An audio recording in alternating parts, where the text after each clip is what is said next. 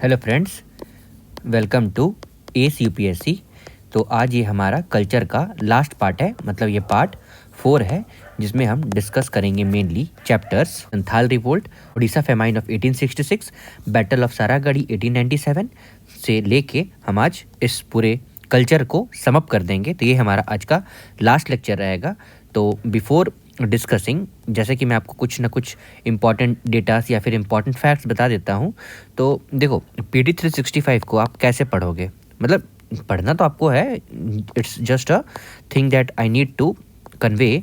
देखो, PD 365 अगर आप पढ़ रहे हो तो कोई एक सब्जेक्ट अगर उठा रहे हो तो उसको पढ़ो। Okay, in case you are, मतलब अब मन नहीं कर रहा है कि बहुत ज़्यादा हो गया है, थोड़ा लेथार्जिक हो जाते हैं लोग, तो अगर आपको मन है तो दूसरा पढ़ लो, या फिर मेरी मानो तो इसको पहले पूरा ख़त्म करो, उसके बाद ही कहीं और आप स्विच करो। हो सकता है आप कल्चर, दैट इज़ ये हमारा करंट अफेयर्स का टॉपिक हो गया, इसके साथ साथ एक स्टैटिक पोर्शन भी चलाओ, ठीक है, वो आप कर सकते हो। पर स्विच ज़्यादा मत करो कि थोड़ा सा मैंने कल्चर पढ़ लिया, फिर थोड़ा सा इकोनॉमिक्स पढ़ लिया, फिर थोड़ा सा मैंने इन्वायरमेंट पढ़ लिया, वैसे नहीं करो।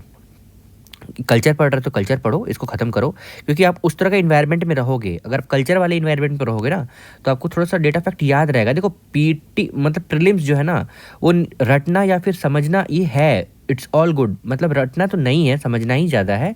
पर आपका ना रिकलेक्शन बहुत अच्छा होना चाहिए। आप कितना डेटा रिकलेक्ट कर पा रहे हो, रोड में चल रहे हो तो ठीक है, लोग ईयरफोन लगा लेते हैं, कुछ गाना सुनते हैं, कुछ करते हैं, थोड़ा सा आप रिकलेक्ट करने की भी कोशिश करो। दिन का कम से कम आधा घंटा ना आप प्लीज़ रिकलेक्शन में लगाओ, रिकलेक्ट करो क्या क्या आपने याद किया है, क्या क्या आपने पढ़ा है।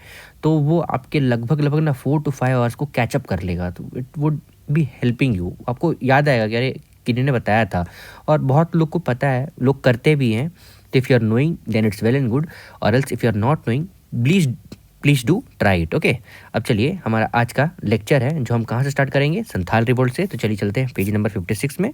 तो हमारे आज के लेक्चर का सबसे पहला टॉपिक है संथाल रिवोल्ट।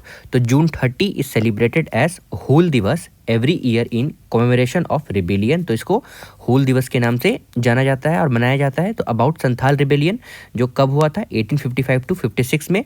तो लीडर इनके कौन थे, तो सिद्धू, कान्हू, चांद, भैरव अलॉन्ग विथ सिस्टर्स फूलो एंड जानो। और इसका लोकेशन कहाँ था, राजमहल हिल्स। ये राजमहल्स है ना, तो ये Jharkhand, Bihar, okay, mainly Jharkhand region को ये बता रहा है। प्रिसाइजली अगर आप देखोगे तो रांची वाले रीजन में, ओके, ये इस रीजन को ये डिफाइन कर रहा है, रांची, पलामू, ओके। उसके बाद कॉजेस क्या था वॉर, और कॉजेस क्या था रिवोल्ट का, तो exploitations and operations of Santhal by British colonial authority and money lenders. और Karl Marx has referred to it as India's first organised mass revolution in his book note on Indian history. तो Karl Marx ने सबसे पहले इसको notify किया था। The Santhal Pargana tendency of 1876, आप लोगों ने पढ़ा होगा ना, मतलब in case if you are aware of Jharkhand, तो वहाँ पे 2 एक्ट होते हैं, एक SPT होता है, एक CNT होता है। तो ये SPT एक्ट को बता रहा है। तो SPT act 1876 enacted by British after the rebellion, the territory called Santhal Pargana were created. It became illegal for a Santhal to transfer land to non Santhal. तो ये एक्चुअल में SPT एक्ट जो होता है ना, ये मेनली यही बताता है कि आप अगर ट्राइबल पीपल हो तो आप एक नॉर्मल कैटेगरी, मतलब जनरल कैटेगरी वाले लोग को अपना लैंड ट्रांसफ़र नहीं कर सकते हो, ओके। तो अब दूसरा है हमारा टॉपिक है उड़ीसा फेमाइन ऑफ 1866, जिसमें कहा गया है there have been talks about renaming of prestigious Ravenshaw university in Orissa named after Thomas Edward Ravenshaw who was considered responsible for Odisha famine। अब about Odisha famine ये क्या कहता है, the famine was also known as Naanka famine because it occurred during Gajapati Divya Singhdev's 9th regnal year. और मतलब ये जो हमारे गजपति दिव्या सिंह देव्स, इनके रिग्न में ये हुआ था ना अनका फेमाइन। और इसका कॉज ऑफ फेमाइन क्या था, तो carelessness of British administrator, natural and economic disaster occurred during the tenure of Thomas Edward Ravenshaw। वो उस टाइम के कमिश्नर ऑफ उड़ीसा डिवीजन थे।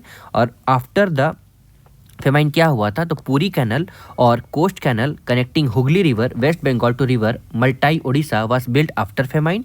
और Thomas Edward Ravenshaw established number of vernacular school in rural area with an emphasis on Odia language. तो वैसे school जो Odia language को पढ़ाते हो। और कन्वर्टेड कटक जिला स्कूल इनटू रेवेनशॉ कॉलेज। अब हमारा नेक्स्ट बैटल है बैटल ऑफ सारागढ़ी, जो 1897 में हुआ था। तो इसका टाइम कौन सा था, मतलब इसका डेट, तो September 12 marks the 127th anniversary anniversary of battle of Saragarhi. और अबाउट बैटल ऑफ सारागढ़ी क्या कहता है, fought between British Raj 21 soldier of 36 regiment and 8,000 Afridi and Orakazia tribals.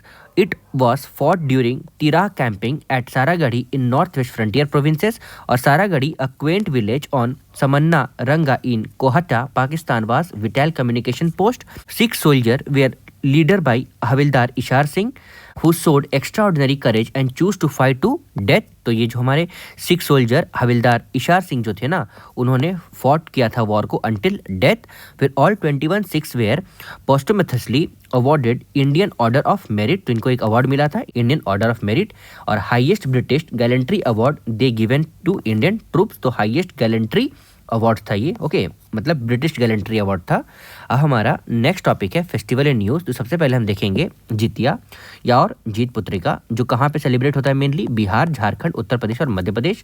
फिर नेक्स्ट हमारा है बोहाग या फिर रोंगाली बिहू, जो असम में होता है। उसके बाद कर्मा फेस्टिवल, जो झारखंड, छत्तीसगढ़, उड़ीसा, मध्य प्रदेश या वेस्ट बंगाल। उसके बाद गुड़ी पड़वा, जो महाराष्ट्र एंड गुजरात। और हमारा अब लिस्ट में अब ये जितने भी फेस्टिवल्स है ये लिस्ट वाइज दिए गए हैं, चलिए इसको डिस्कस करते हैं।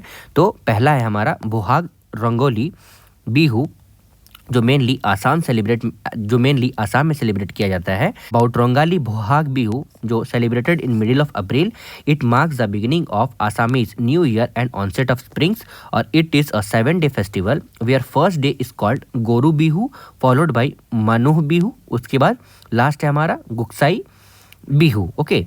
और similar festival in other state, मतलब जब वहाँ पे रोंगाली बिहू जब आप लोग वहाँ पे सेलिब्रेट करते हो तो पंजाब में उसको बैसाखी कहते हैं, और Puthandu in Tamil Nadu, Vishu in Kerala and ला बैसाख इन वेस्ट बंगाल।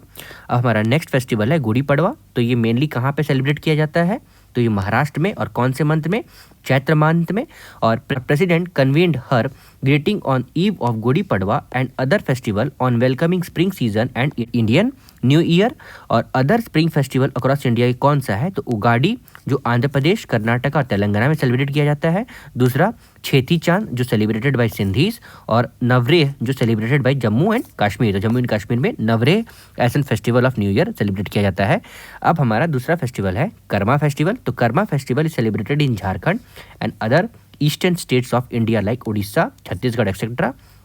अब चलिए कुछ कर्मा फेस्टिवल के लिए क्या कहा गया है। तो it is a harvest festival popular among Munda, Ho, Oraon, Baiga, Kharia and Santhal people. तो ये ट्राइबल पीपल का नाम है, ओके, ये ट्राइब्स का नाम है लिविंग इन डिफरेंट स्टेट्स और mainly in Jharkhand, okay.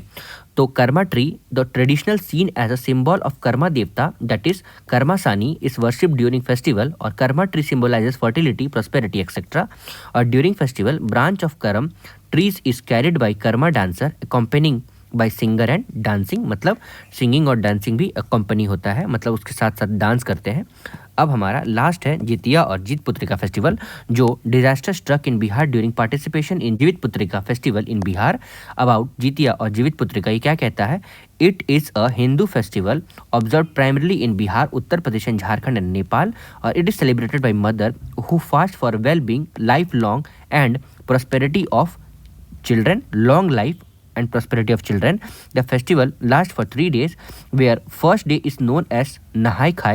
The festival is rooted in Hindu mythology, particularly story of King Jimutavahana, who sacrifices for welfare of other in commemoration during this time.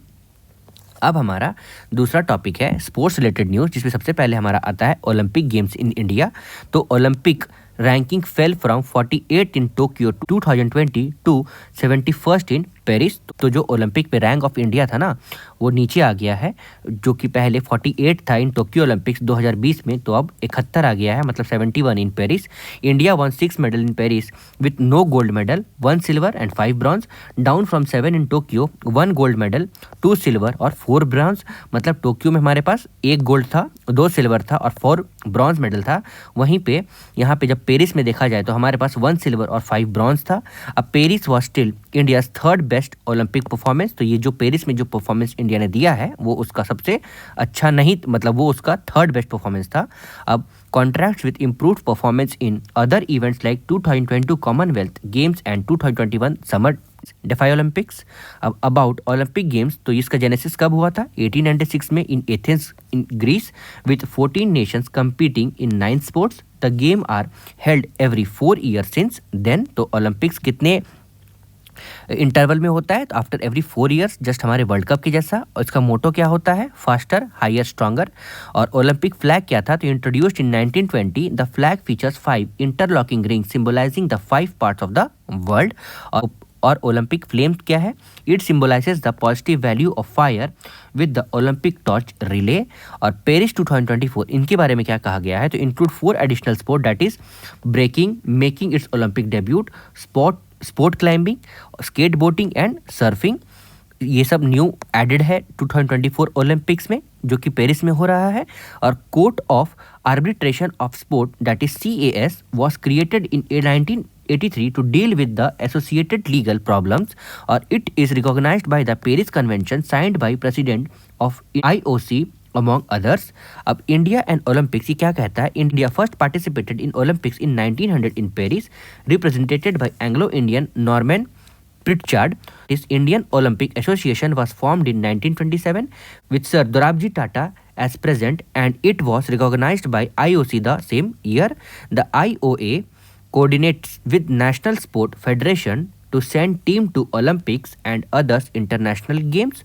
और India is preparing to host Olympic in 2036। तो 2036 में India में होने वाला है। ये मोदी जी ने किसी एक समारोह में, किसी एक इवेंट में अनाउंस भी किया था। मुझे पर्टिकुलरली याद नहीं है, पर आप एक बार ध्यान रखना कहाँ पे इन्होंने अनाउंस किया था। And aspires to become top 10 sport nation by 2036 and at a top 5 country by 2047। तो initiative to promote sport ecosystem in India, तो क्या क्या इनिशिएटिव लिया गया है? तो बजटरी सपोर्ट में सबसे पहले आया है। तो budgetary allocation has nearly doubled from 2014-15 to 2023-24। तो बहुत ज़्यादा पैसा इस पर भी इन्वेस्ट किया जा रहा है। अब Khelo India programme, that is for identification and development of athletes and grassroots and elite levels। और Khelo India rising talent identification, that is Kirti programme, जिसका क्या एम है? तो aimed at school children between 9 and 18 years. और mainstreaming of sports activity, that is FIT India movement and sport within the national education policy 2020। National sports development fund scheme, जिसका क्या main motto है? तो scheme funds a development group of athletes who are medal prospects for Olympic games. और इसका target क्या है? Target Olympic podium scheme, that stops to provide comprehensive assistance including funding, specialized equipment, international exposure, top tier coaching and monthly allowance to India's top athletes. One sport policy, one school, one sport policy, that is by Ministry of Defence for Sainik School, so that they can focus on at least one sporting discipline. और retired sportsman empowerment training, that is reset programme, ये क्या launch किया है? तो launched by ministry of youth affairs and sports to empower retired sports person जो 20 साल से 50 साल years with knowledge and skill for career development and increased employability. तो ये मेनली जो रिटायर कर गए हैं, जिनका एज फ्रॉम 20 to 50 है, वो क्या करेंगे? ट्रेनिंग और नॉलेज देंगे। अब अदर स्पोर्ट्स रिलेटेड न्यूज़ में हमारा सबसे पहले आता है ओलंपिक ऑर्डर। तो India's first individual Olympic gold medallist Abhinav Bindra has been honoured with Olympic order for his outstanding contribution to Olympic movement. और Abhinav Bindra secured the gold at 2008 Beijing Olympics. तो China में जब हुआ था ना बीजिंग ओलंपिक्स, तो वहाँ पे उन्होंने गोल्ड मेडल लिया था, मिला था उन्हें, मतलब जीता था, in men's 10 metre air rifle event. और अबाउट ओलंपिक ऑर्डर अवार्ड, तो established in 1975, it is awarded to individual who has rendered distinguished service to Olympics movement. उसके बाद highest award presented by international Olympic association. और IOC is a non profit global organisation with a vision to build a better world through sports. तो इसका main theme है IOC का। अब Commonwealth games के बारे में अगर हम जानते हैं तो ये 2026 के बारे में बता रहा है। तो recently Commonwealth 2026 will be held in Glasgow. Edition was unveiled which features only 10 sports. तो जिसमें ओनली 10 स्पोर्ट्स को फीचर किया जाएगा, जो कि कॉमनवेल्थ गेम्स 2026 में है। अब उसमें एक और प्रॉब्लम आया था, since 12 disciplines in which India won a medal at 2022 Commonwealth contributing 30 out of 61 medals have been dropped from 2026 edition. तो जो 2026 एडिशन का जो कॉमनवेल्थ गेम होने वाला है ना, उसमें से तो सिर्फ 10 स्पोर्ट्स को लिस्ट में डाला गया है और जिसमें से बहुत कम ऐसा गेम है जिसमें इंडिया खुद खेलती है, मतलब इंडिया रिप्रेजेंट करता है, तो ये एक प्रॉब्लम हो गया है। तो this includes badminton, cricket, hockey, squash, table tennis and wrestling. तो ये सब प्रेजेंट है, लेकिन बहुत सारा ऐसा गेम है जिसको ड्रॉप आउट कर दिया गया है जिसमें इंडिया बेस्ट था, मतलब India was showing best performance in that games. Okay, अब अबाउट कॉमनवेल्थ गेम्स ये क्या कहता है, तो first held in 1930 in Hamilton Canada और हेल्ड एवरी 4 years, और इंडिया होस्टेड गेम्स इन 2010 एट दिल्ली। तो इंडिया कॉमनवेल्थ गेम कब होस्ट किया था, 2010 में और दिल्ली में। अब चलिए हम लोग पढ़ते हैं कुछ चेस के बारे में। तो 2024 has been successful year for Indian chess with many accomplishment. तो जिसमें से सबसे पहले recent success of India in chess अगर देखें तो कैंडिडेट्स चेस टूर्नामेंट 2024 में तो सबसे पहले हमारे आते हैं D Gukesh won the 2024 Five Candidates Tournament, becoming the youngest player ever to qualify the World Chess Championship match। और अबाउट कैंडिडेट्स चेस टूर्नामेंट देखा जाए तो ऑर्गेनाइज्ड इन टोरंटो कनाडा में, और the candidates tournament was introduced by FIDE in 1950 as part of world chess championship cycle to systematically determine the challenges for the World Chess Championship।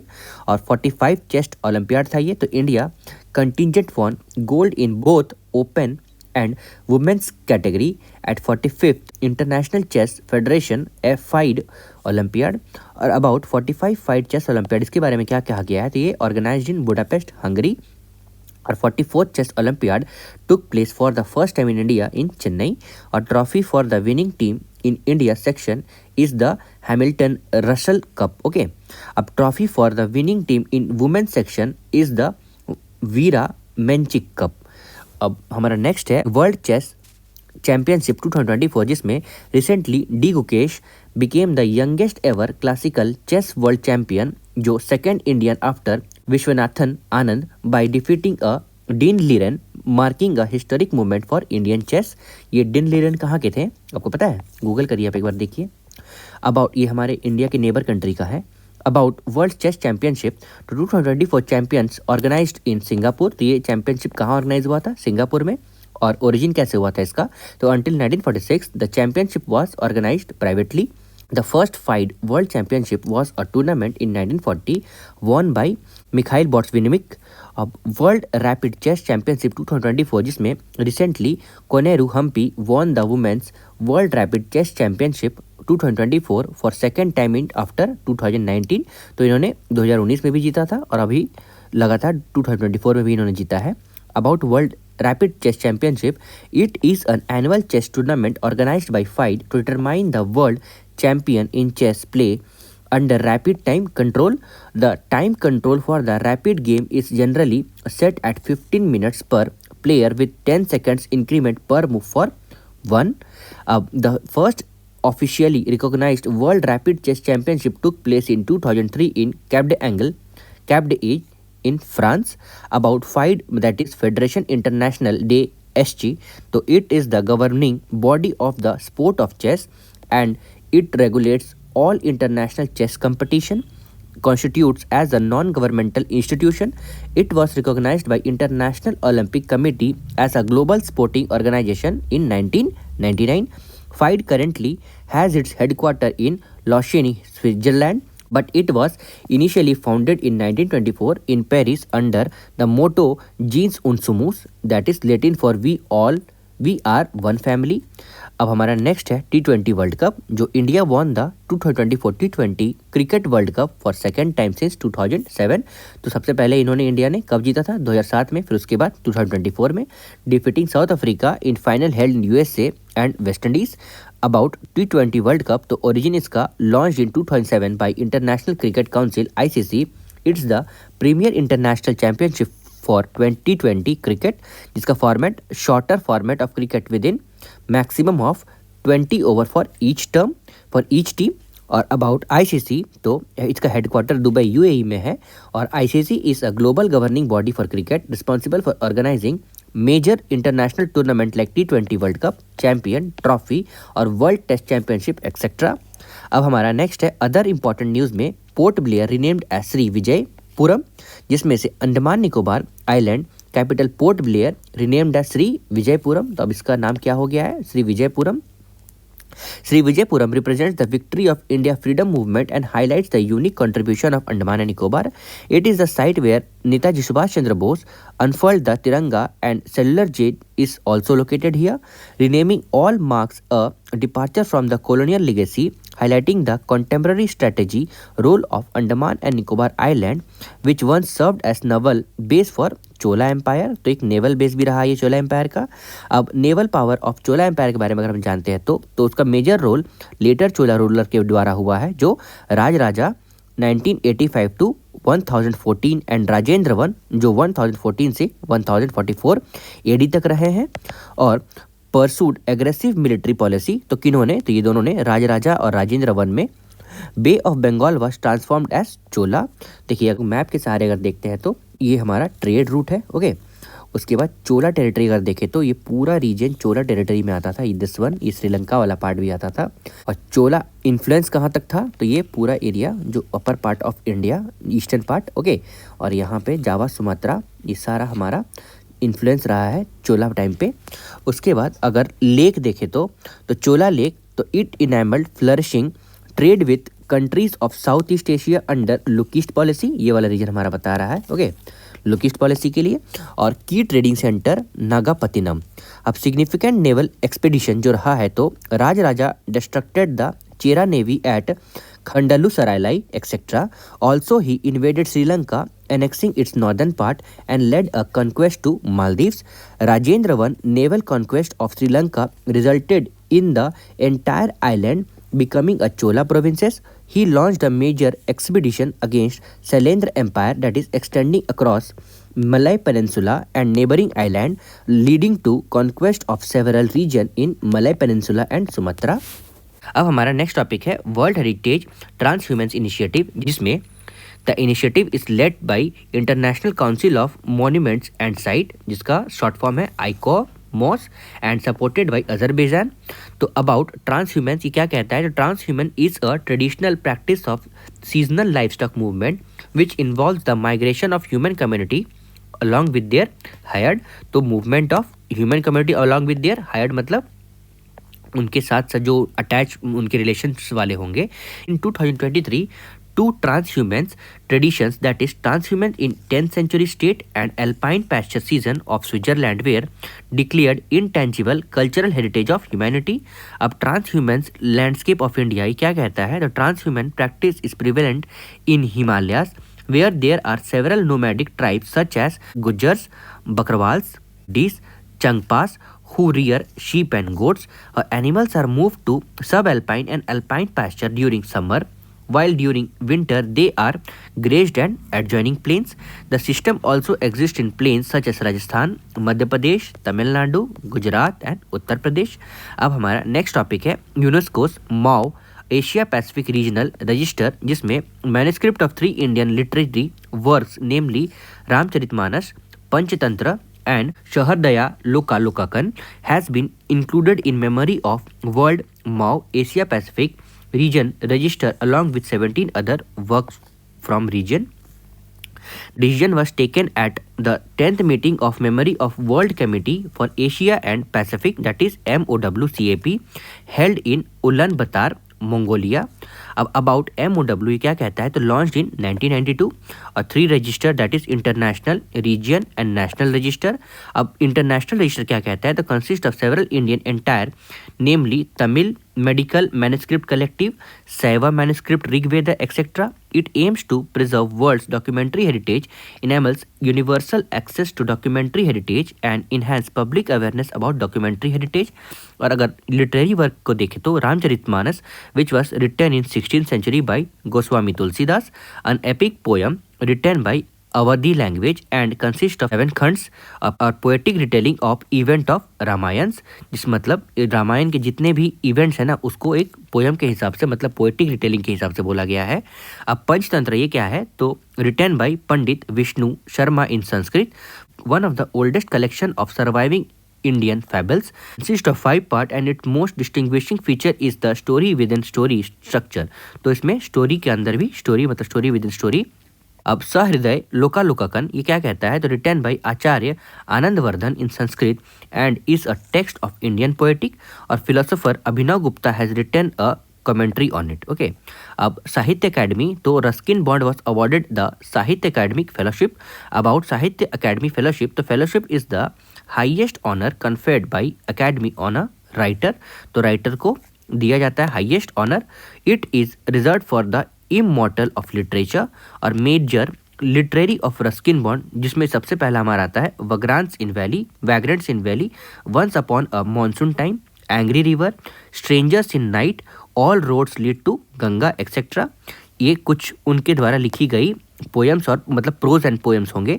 अब इसका headquarter that is Sahitya Akademi का headquarter New Delhi में है। तो genesis formally inaugurated in 1954 and registered under the societies registration act 1860, जिसकी ministry an autonomous body under ministry of culture, और undertakes literary activity in 2004, और 22 schedule language and English and Rajasthani. Its major awards are Sahitya Akademi and Asha Samman.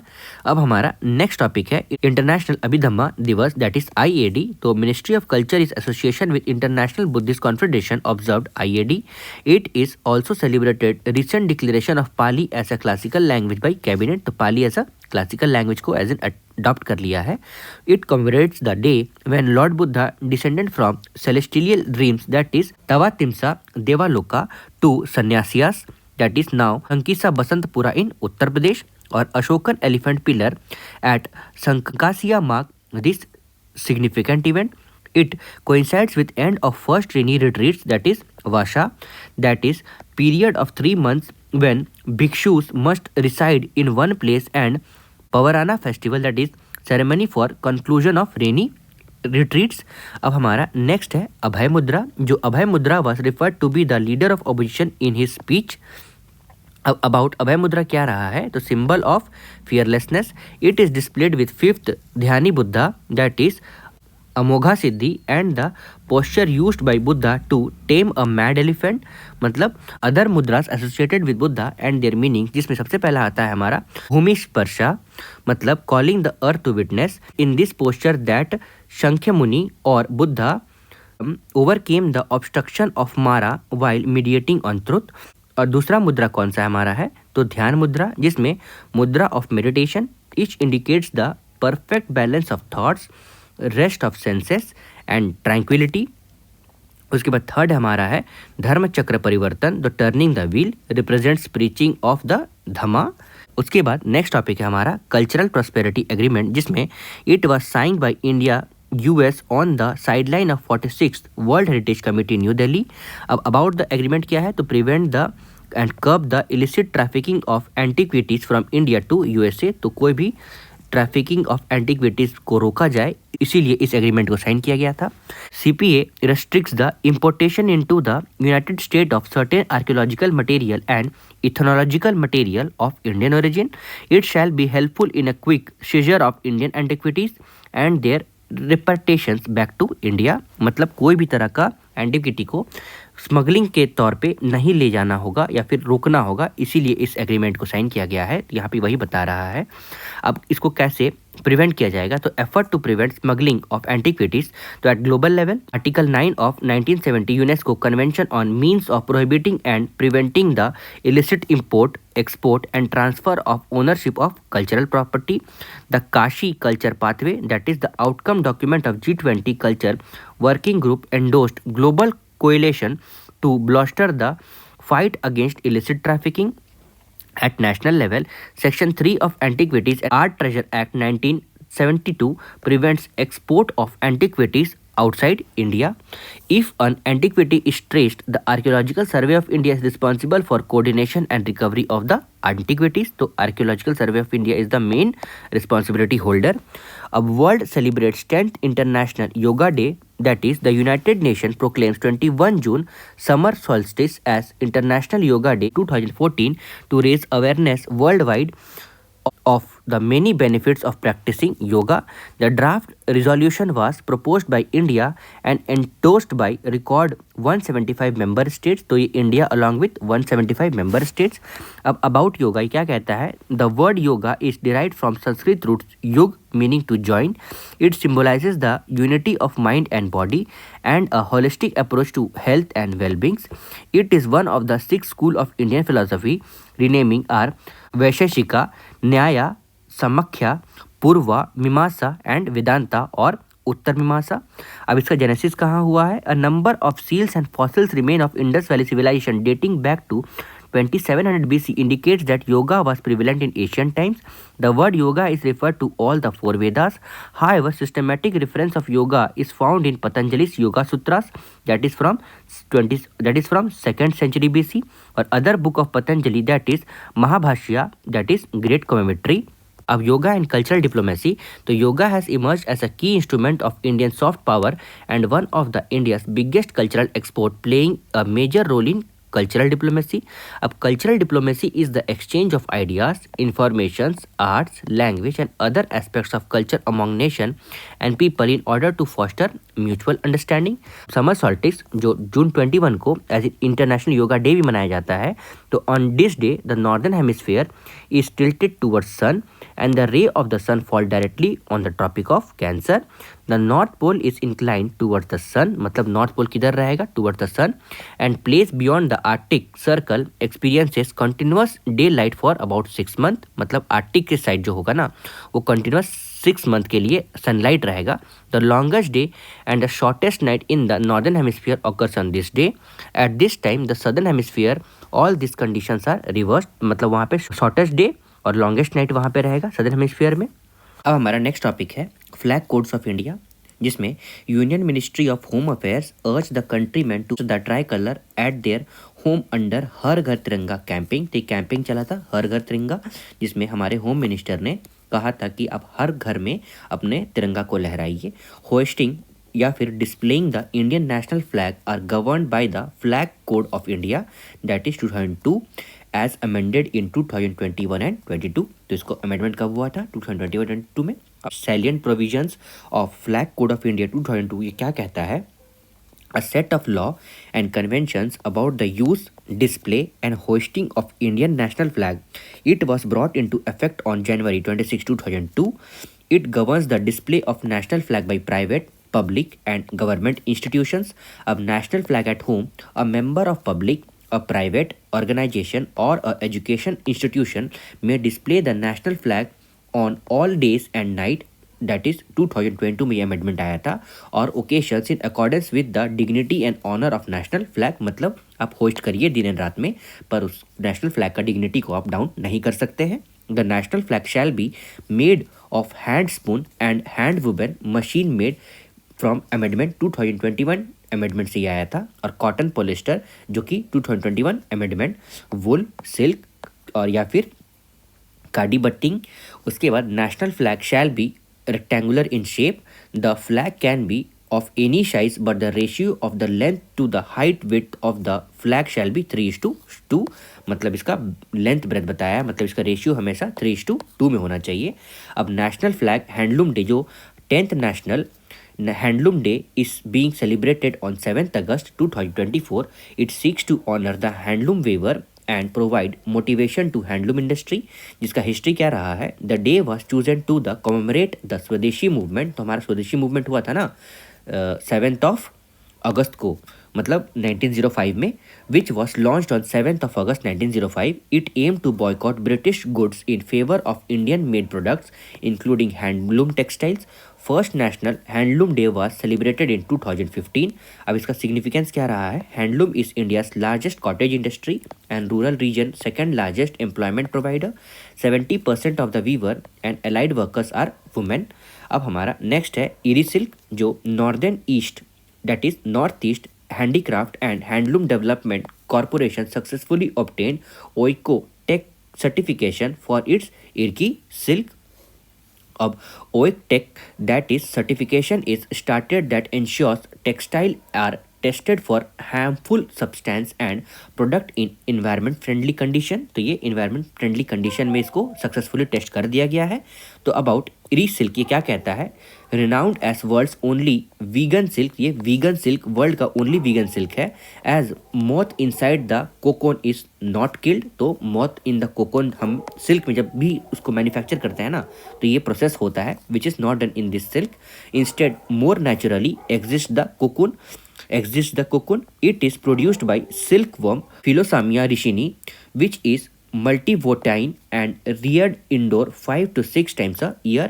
अब India produces all the 5 types of silk, जिसमें हमारा mulberry, Eri, tropical and temperate, tasar and Muga. अब हमारा next topic है Denisovan, जिसमें scientist has identified bone remain found in Tibetan Baishiya Karst cave as belonging to Denisovan individual. About Denisovans ये क्या कहता है, an extinct species of homoid and a close relative to modern humans may have ranged from Siberia to Southeast Asia during the last ice age. अब DNA evidence जो हुआ था ना वो सजेस्ट करता है Denisovans are related to both Neanderthals and modern humans and may have inbred with both, share common ancestor Homo heidelbergensis that is mostly like Africa with both modern humans and Neanderthals. Next topic है Bengal gazette. On World Press Freedom Day, many expert recalls India's first newspaper, Bengal Gazette. About Bengal Gazette, on January 29, 1718, Bengal Gazette or Calcutta General Advisor was found. Irishman James Augustus Hickey published India's first printed newspaper, that is Bengal Gazette. It was a weekly English language newspaper published in Kolkata, formerly in Calcutta, the capital of British India. तो British India का capital Calcutta को लिया गया था। It was closed down in 1782 after it criticized the then Governor General Warren Hastings। तो ये Warren Hasting को criticise किया था इस पेपर में। अब इंटरनेशनल मैथमेटिकल ओलंपियाड, जिसमें अ 6 member student team from India have secured 4th gold medal, 1 silver medal, 1 honourable mention in the international mathematical olympiad IMO 2024. This is the best performance by an Indian in IMO since the country debuted in 1989। तो 1989 से country debut कर रहा है, मतलब start हुआ है इस olympiad में पार्ट लेने में, जिसमें सबसे अच्छा परफॉर्मेंस 2024 में देखा गया है। It is world championship mathematics competition for high school student and is held annually in different countries, जिसमें first IMO was held in 1959 in Romania. इस टाइम इंडिया ने पार्ट नहीं लिया था, इंडिया ने 1999 से पार्ट लेना स्टार्ट किया है। अब gold, silver and bronze medal are awarded as well as honourable mentions for god effect. World oldest calendar discovered हुआ है, तो archaeologist have discovered the world oldest calendar at Gobekli Tepe, that is oldest temple in the world, an ancient site in southern Turkey. Gobekli Tepe oldest temple in the world, an ancient site in southern Turkey. अब about the calendar ये क्या कहता है, solar लूलर calendar है ये, जिसमें से purpose इसका क्या है, likely use to track time and significant celestial events, और carving V shaped symbol, each represents a day totaling to 365 days suggesting a solar year। और other symbols include animals and abstract designs और potentially making significant event on the period। अब historical significance इसका क्या है, the calendar is believed to commemorate a comet strike around 10,850 BC। तो ये comet को commemorate किया है, मतलब उसको प्रिसाइज किया है, जो कब होने वाला है 10,850 BC में, मतलब ये हो चुका है, which might have led to mini ice age and influenced early human society. तो अब हमारा नेक्स्ट टॉपिक है अपेंडिक्स 1, जिसमें हम डिस्कस करेंगे वीविंग स्टाइल ऑफ इंडिया, जिसमें सबसे पहले हमारा आता है Kuluvi pattu, that is in Himachal Pradesh. उसके बाद Kashida, that is in Jammu and Kashmir. Phulkari of Punjab. उसके बाद चंदेरी साड़ी ऑफ मध्य प्रदेश, जिसमें से light weight cotton and silk fabric dates back to Vedic period and has got GI tag. अब कोटा लाइशेरिया दैट इज ऑफ राजस्थान। फिर Patola craft of Gujarat. Double ikat weaving technique है इसमें, ये वेरी इंपॉर्टेंट है, डबल इक्कत वीविंग टेक्निक ये पूछा भी गया है। और ज्योमेट्रिक पैटर्न एंड मोटिव्स, इसको GI टैग भी मिला है। फिर Paithani weaving that is of Maharashtra. तो traditional tapestry technique for making brocade sari by hand जिसको जीआई टैग मिला है। मैसूर सिल्क ऑफ कर्नाटका और Ilkal weaves of Karnataka, sari of pure silk और silk blended with cotton has got GI tag. उसके बाद हमारा नेक्स्ट है कसावू, जो केरला का है। तो ये कांचीपुरम सिल्क वीविंग है जो तमिलनाडु का है, और इसको जीआई टैग मिला है for sari woven using traditional pit looms. और कदंगी वीव्स जो तमिलनाडु का है, यूज्ड ऑन वेट यार्न, और इसको भी जीआई टैग मिला है। उसके बाद हमारा नेक्स्ट है Banarasi silk weaving, that is of UP. तो ये हम लोगों ने सुना होगा ना, बनारसी साड़ी। तो motive inspired by a Mughal art, use of metallic threads and has got GI tag. उसके बाद हमारा नेक्स्ट है आसाम का, तो मुगा। अभी मुगा हम लोगों ने पढ़ा था ना सिल्क के बारे में। फिर गाडू और Mirizim weaves of Assam, hand woven blanket made of cotton. उसके बाद हमारा नेक्स्ट है बिहार का भागलपुर सिल्क, ये भी इसको भी जीआई टैग मिला है। उसके बाद मोयरांग फी ऑफ मणिपुर। उसके बाद Puan weaves of Mizoram, that is traditionally clothing Warne by both man and women. ये ट्रेडिशनल क्लोथ है जो बोथ मैन एंड वुमेन के द्वारा पहना जाता है। उसके बाद तांत ऑफ वेस्ट बंगाल, आप लोगों ने सुना होगा ना अपने पेरेंट्स से, तांत की साड़ी। ओके, गोल्ड प्लेटेड भी रहता है एक्चुअल साड़ी में। ओके, तो ये that is has got main importance in waste Bengal. उसके बाद नेक्स्ट है हमारा बोमकाई ऑफ उड़ीसा। उसके बाद संबलपुरी बंधा साड़ी ऑफ उड़ीसा, तो प्रोड्यूस्ड यूजिंग इक्कत और बंद काला technique and has got GI tag. उसके बाद नेक्स्ट है हमारा कोसा ऑफ छत्तीसगढ़। उसके बाद पोचमपाली ऑफ तेलंगाना, और एट लास्ट हमारा है जमदानी साड़ी ऑफ आंध्र प्रदेश, तो hand woven fabric that is also known as muslin और हैज़ गॉट जीआई टैग। अब हमारा नेक्स्ट अपेंडिक्स में है हार्वेस्ट फेस्टिवल ऑफ इंडिया। तो चलिए देखते हैं हिमाचल प्रदेश में हमारा कौन सा है, मगध साजी। उसके बाद कश्मीर में शिशुर संकीरत। उसके बाद जम्मू में हमारा मघी ही संग्रंथ और उत्तरायण। फिर पंजाब में हमारा लोहरी है। फिर हरियाणा में सकरात है। फिर राजस्थान में और एमपी में मकर संक्रांति ऑफ सकरात है। ये सेम है दोनों के, 14 जनवरी या फिर 15 जनवरी अभी फिर लोग प्रिसाइड मनाते हैं। फिर गुजरात में उत्तरायण, महाराष्ट्र में मकर संक्रांति, ये भी वही सेम है, ये भी सेम है 14 जनवरी को, mainly in the month of January. फिर कर्नाटका में मकर संक्रमणा और मकर संक्रांति। फिर केरला में मकर विलक्कू। फिर तमिलनाडु में थाई पोंगल। उड़ीसा में हमारा मकर संक्रांति है। फिर आंध्र प्रदेश और तेलंगाना में मकर संक्रांति, पेड़ा पडुका एंड भोगी। उसके बाद बिहार में एंड झारखंड में मकर संक्रांति और सकरात। और वेस्ट बंगाल में पौषा संक्रांति। और मेघालय में बिहू संक्रांति। त्रिपुरा में मकर संक्रांति और पौष। मिजोरम में बिहू। मणिपुर में मकर संक्रांति। और सिख में माघे संक्रांति। नागालैंड में मकर संक्रांति। अरुणाचल प्रदेश में मकर संक्रांति एंड बिहू। असम में मगध बिहू और भोगाली बिहू। और उत्तराखंड में हमारा है उत्तरायणी और घुघुटिया। और एट लास्ट यूपी में हमारा है खिचड़ी। ओके, इट्स द डिश का भी ये नाम है। ओके, सब मेनली जनवरी मंथ में होते हैं। अब हमारा अपेंडिक्स 3 में है regional new year of India. तो हम देखेंगे जम्मू कश्मीर में new year as in Navreh. उसके बाद Baisakhi as in North Indian state mainly in Punjab. उसके बाद Bestu Varas in Gujarat. Gudi Padwa in Maharashtra and Gujarat. Ugadi in Karnataka, Andhra Pradesh and Telangana. Kerala में विशु। उसके बाद तमिलनाडु में हमारा पुटांडु। और उड़ीसा में हुआ संक्रांति इन उड़ीसा। उसके बाद पहला बैसाख इन बंगाल। सजबू चरयबा इन मणिपुर। और उसके बाद सिक्किम में हमारा लोसुंग। और असम में बोहाग बिहू। और एट लास्ट लद्दाख में हमारा है Losar. Okay, regional names of Indian new year. उसके बाद मेनली अगर आप कलर कोडिंग्स में देखोगे ना, तो हमारे सदर्न रीजन में ये मंथ ऑफ अप्रैल है। उसके बाद सेंट्रल रीजन में month of October and November है। और हमारा मार्च में कहाँ है, ये नीचे वाला रीजन में, सेंट्रल जस्ट बिलो। उसके बाद दिसंबर में हमारा कौन सा है, अगर आप ध्यान दोगे तो दिसंबर में हमारा जम्मू एंड कश्मीर में देखा गया है। और ग्रीन वाला पार्ट कौन सा था, ये हमारा अप्रैल में यहाँ पे मनाया गया है। ओके, अब हमारा नेक्स्ट है अपेंडिक्स 4 में अशोकन इंस्क्रिप्शन एंड एडिक्ट्स में सबसे पहले हमारा आता है अशोकन इंस्क्रिप्शन, जिसमें James Prinsep was the first person to decipher the edicts of Ashoka in 1837। अब स्क्रिप्ट एंड लैंग्वेज कौन सा रहा है, तो primarily in Brahmi script with variations like Magadhi in east and Sanskrit like in waste.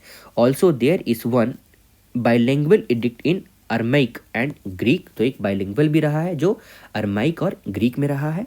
अब कंटेंट इसका क्या रहा है, जितने भी एडिक्ट्स हैं, तो focused on moral reform, personal and state morality और इन्फ्लुएंस्ड बाय बुद्धिस्ट एथिक। तो आप लोग को याद होगा ना, पार्ट 2 में मैंने बताया था अशोका ने बुद्धि मतलब कब बुद्धा अटेन किया था, तो आफ्टर कलिंगा वार। तो मेनली उनका जो एडिक्ट्स रहा है ना, वो किसके द्वारा इन्फ्लुएंस रहा है, तो बुद्धिस्ट एथिक्स से।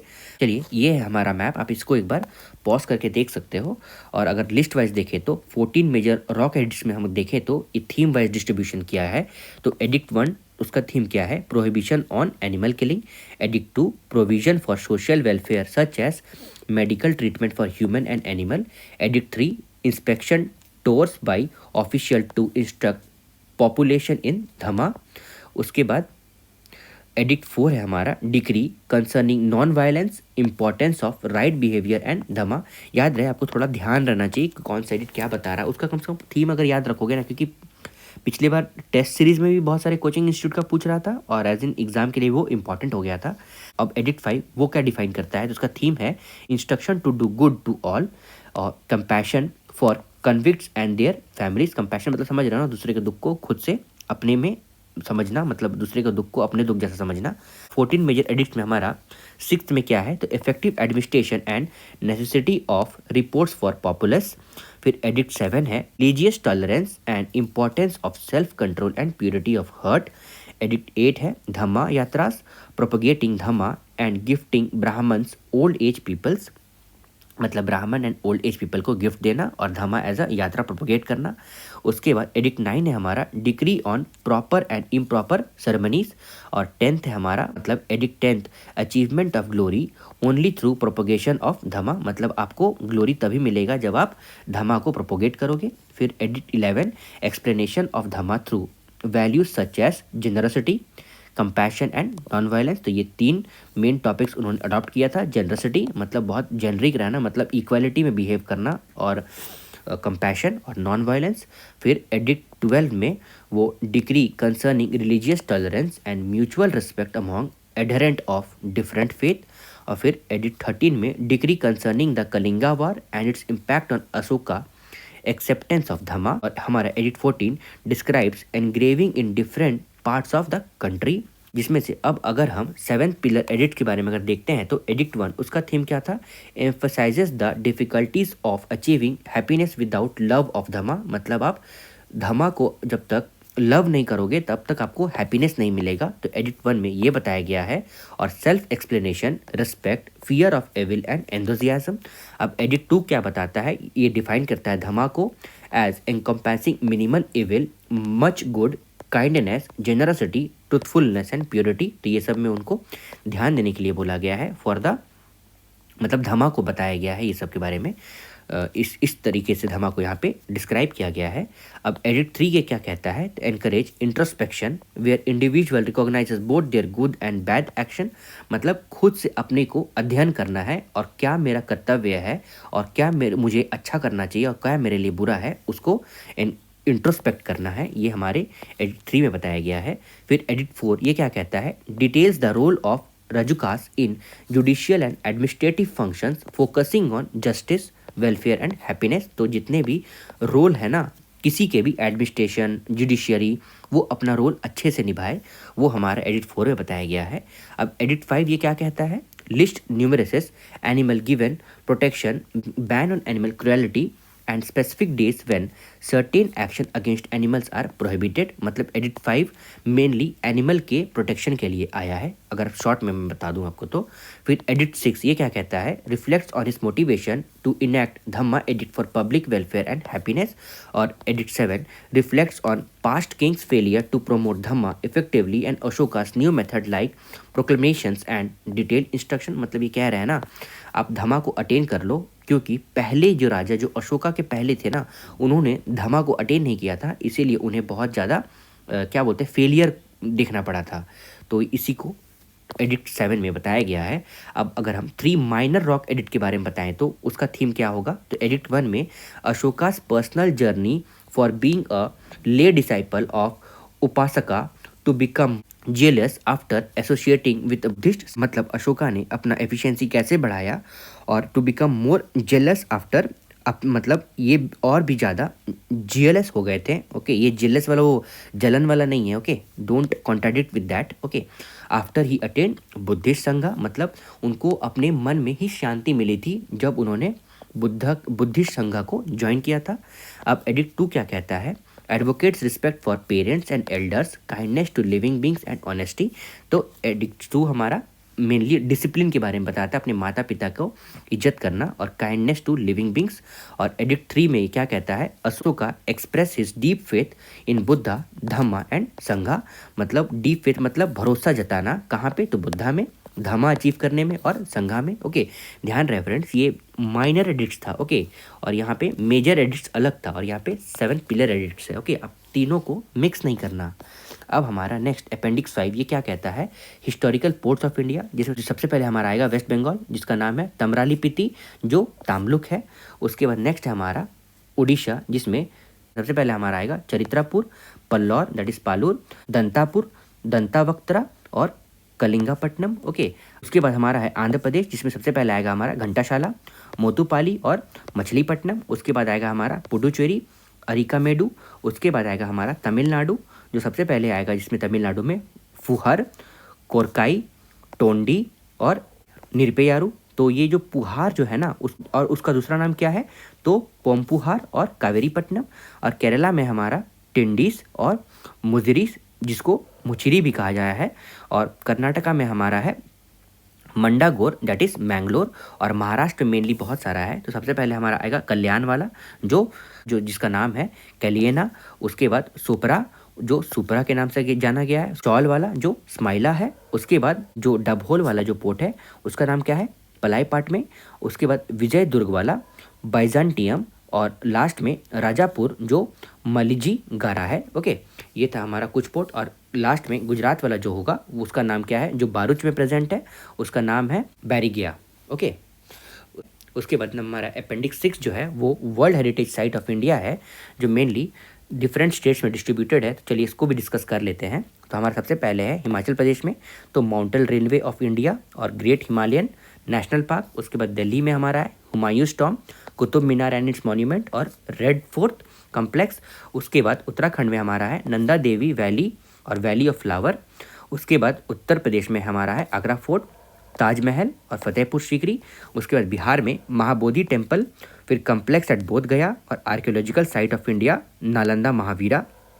ये जो महाबोधि टेम्पल कॉम्प्लेक्स और बोध गया है ना, ये दोनों इंपॉर्टेंट है। ओके, सिक्किम में हमारा है Kanchenjunga that is national park है वो। आसाम में हमारा है काजीरंगा नेशनल पार्क, मानस वाइल्ड लाइफ सेंचुरी और मॉडम्स। और वेस्ट बंगाल में हमारा है सुंदरबन नेशनल पार्क और माउंटेन रेलवे ऑफ इंडिया और शांति निकेतन। उसके बाद उड़ीसा में है सन टेम्पल कोणार्क।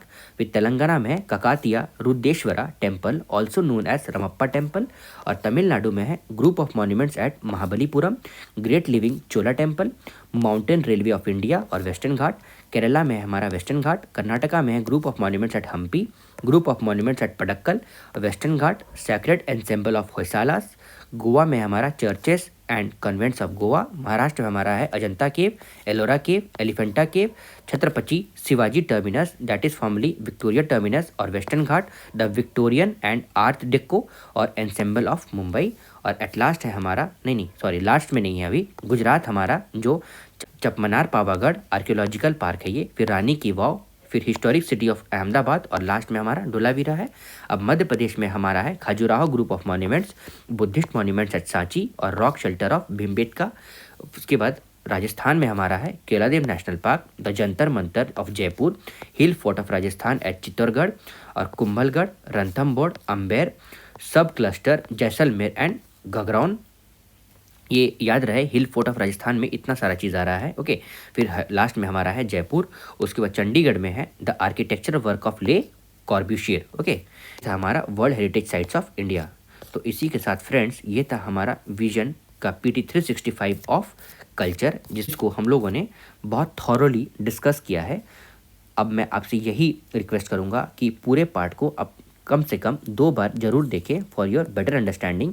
लेकिन ये भी याद रखें कि सिर्फ PT 365 से कोर्स कंप्लीट नहीं होने वाला है, इसीलिए have a look on other magazine to for overview purpose. याद रखें, एक थॉरो रखना है आपको और एक ओवरव्यू के लिए रखना है। ओके, एंड इसी के साथ hope you are liking this video. Kindly follow my channel and my Telegram channel also. Thanks.